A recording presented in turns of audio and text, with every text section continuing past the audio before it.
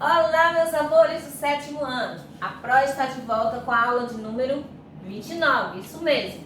E o tema da nossa aula é correção. Precisamos corrigir nossos erros para que fiquem corretinhos, né? Então vamos lá. A nossa correção começa com o texto Matar para Proteger. E como é texto 1, creio que venha texto 2. Então vamos aqui para a questão número 1 sobre o texto 1. O que é exploração sustentável? Então, de acordo com o texto, o que é uma exploração sustentável? Você vai colocar que é não retirar do ambiente mais do que ele pode repor naturalmente. Então, a exploração sustentável é você não retirar do ambiente mais do que ele pode repor naturalmente, certo? Na questão 2, está pedindo para transcrever do texto os termos que a autora utilizou para dar credibilidade às suas informações. Então, quais foram esses termos, essas palavrinhas? Você vai colocar na opinião de muita gente, é uma expressão, outra. Alguns pesquisadores também e a Fundação Zoobotânica. Então, essas expressões dão mais credibilidade ao texto, ok? Na terceira, pede para que leia o trecho abaixo, retirado do primeiro parágrafo. O trecho abaixo diz: a caça controlada, que está destacado, dizem alguns pesquisadores, pode evitar a superpopulação de espécies, além de gerar receita. O que está pedindo sobre esse trecho? Na letra A diz: qual é o sujeito do verbo destacar? Então, a gente está estudando nesse capítulo os termos essenciais da oração, sujeito e predicado, que a gente já viu em aulas anteriores, o que é um sujeito e o que é um predicado. E também a gente viu a classificação do sujeito. Então, qual é o sujeito do verbo destacado? A caça, você vai colocar que o sujeito é quem? A caça controlada.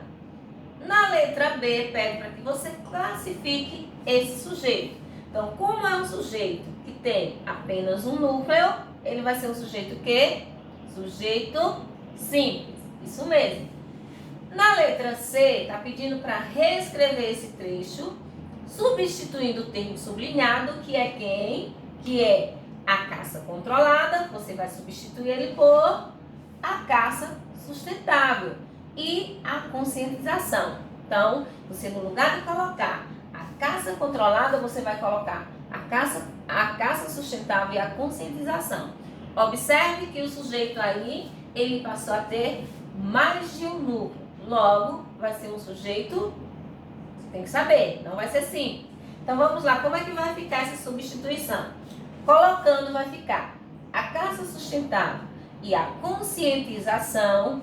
Dizem, observe que o sujeito, ele foi transformado em um sujeito composto, logo o verbo, ele não vai mais ficar no singular, ele tem que ficar no plural. Então, temos dois núcleos no sujeito, o verbo dizer vai ter que ir para o plural. Dizem alguns pesquisadores, podem evitar a superpopulação de espécies, além de gerar receita. Então, fica dessa forma. Quarta questão. Analisando a estrutura gramatical do último parágrafo, responda.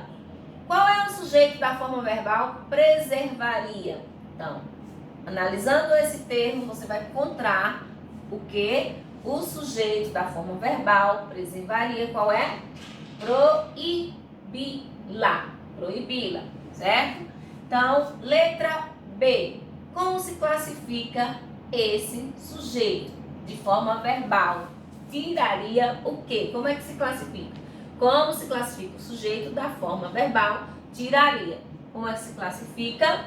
Vai se classificar como sujeito desinencial ou sujeito oculto. Quem colocou oculto está correto, que é a mesma coisa de sujeito desinencial, certo? Na quinta questão, responda a primeira pergunta do texto. Aliás, a resposta à primeira pergunta do texto é positiva somente se. Se o quê? Se a caça e a derrubada de árvore forem feitos principalmente por aqueles que sobrevivem da natureza. Então, de cara a gente já encontrou o que? A resposta correta. Quinta questão, resposta letra A. Na sexta questão, o texto informa que a permissão da caça no Rio Grande do Sul tem como objetivo. Qual é o objetivo? Valorizar um esporte pouco conhecido e pouco praticado no Brasil? Não. Agradar os que se preocupam com a conservação das florestas brasileiras? Também não. A letra C. Controlar o número de animais de uma determinada espécie em algumas regiões? Isso mesmo. Parabéns para quem marcou a letra C. Na próxima questão, que é a questão 7, é correto afirmar que em relação à Amazônia, então, quem leu o texto vai saber fazer direitinho. Então, o que é correto afirmar em relação à Amazônia? Que melhor será controlar o manejo da floresta do que impedir o corte de árvore. Essa daí é que é a resposta. Letra A para a sétima questão. Na questão 8 diz, ou seja, um corte selecionado e controlado, lá na última frase, considerando o texto, a frase reproduzida acima contém uma noção de quê? Uma noção de causa, uma noção de condição, ou de concessão, ou de explicação, ou de finalidade. Então, aqui está relacionada às conjunções, certo? Então, ela tem ideia aqui de de explicação, perdão. Então, você vai marcar a letra D, que tem a finalidade de explicação. Na nona questão, diz, a novidade agora é que algumas espécies símbolo da preservação, como a onça-pintada e o jacaré, estão na mira do uso sustentável. Final do primeiro parágrafo lá do texto. Essa afirmativa, considerando-se o contexto, significa que, em outras palavras, que a onça-pintada e o jacaré é o quê? Continuarão sendo símbolo da preservação da natureza? Não. Continuam sob a proteção das severas leis ambientais? Também não. Passam a ser protegidos pela Fundação Zoobotânica do Rio Grande do Sul? Não é essa a resposta também. Devem ser retirados dos projetos de uso sustentável da natureza?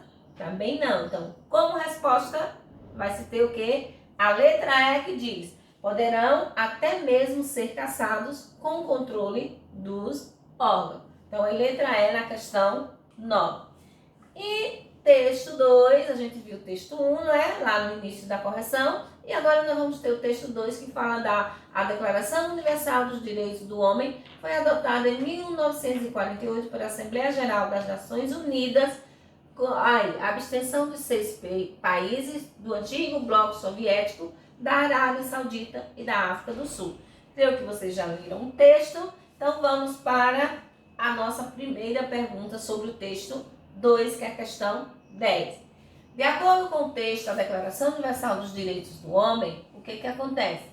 Foi aceita por quase todos os países, com exceção de uns poucos que não a adotaram, ou foi o primeiro passo na aceitação dos direitos humanos, embora não abrangesse todos eles. Então, como resposta, você vai marcar a letra A.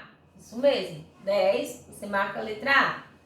Na questão 11, na oração, os direitos enumerados incluem os direitos civis.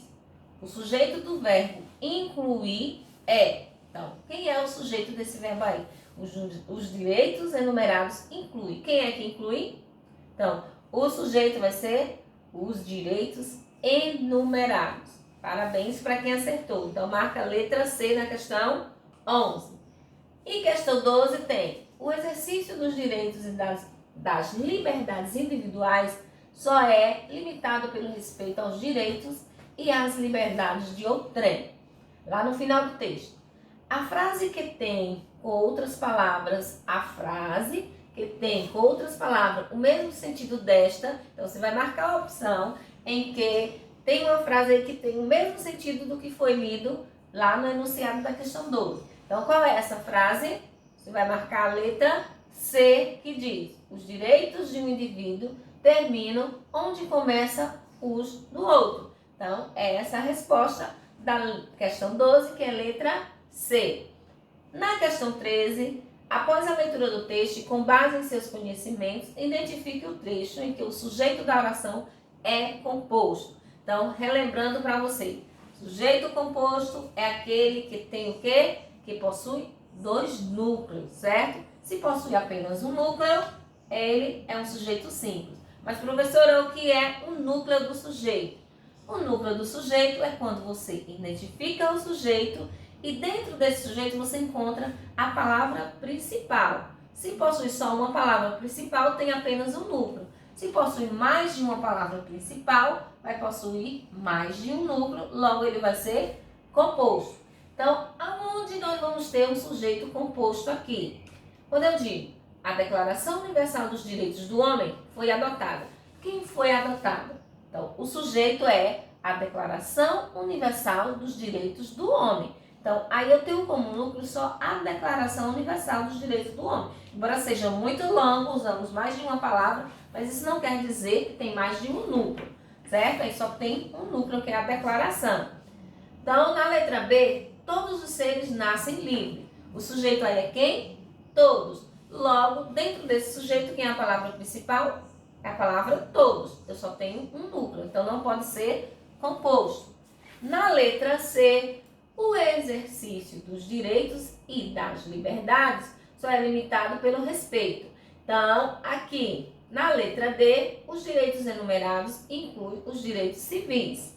E na letra E, nós temos as liberdades e os direitos especificados na declaração devem ser garantidos a todos. Então, ele quer, após a leitura do texto, que você identifique o trecho em que o sujeito da oração é composto. Você vai colocar que a resposta é a letra o quê?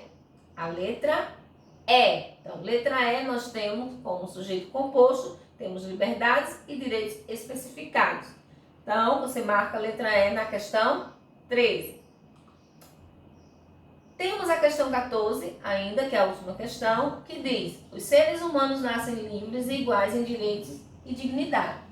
A afirmativa acima é reforçada no seguinte trecho do texto. Então, o que reforça essa afirmação é que a Declaração Universal dos Direitos do Homem foi adotada em 1948? Não. Letra B. Com a abstenção dos 6 países do antigo bloco soviético da Arábia Saudita e da África do Sul, também não reforça esse trecho. Letra C. Direito ao trabalho, a um padrão de vida adequado, à educação e à participação da vida cultural. Também não é a letra C. Na letra D diz: o exercício dos direitos e das liberdades individuais só é limitado pelo respeito aos direitos e às liberdades de outrem. Também não reforça que os seres humanos nascem livres e iguais em direitos e dignidade. Então, onde é que vai reforçar essa afirmativa? Na letra E, que sem discriminação de raça, cor, sexo, língua, opinião, política e religiosa. Então, aí reforça que os seres humanos nascem livres e iguais em direitos e dignidade, sem discriminação de raça, cor, sexo, língua, opinião política e religiosa. Então, a resposta da 14 é a letra E. Nossa correção termina aqui. Beijo a todos e fiquem com Deus.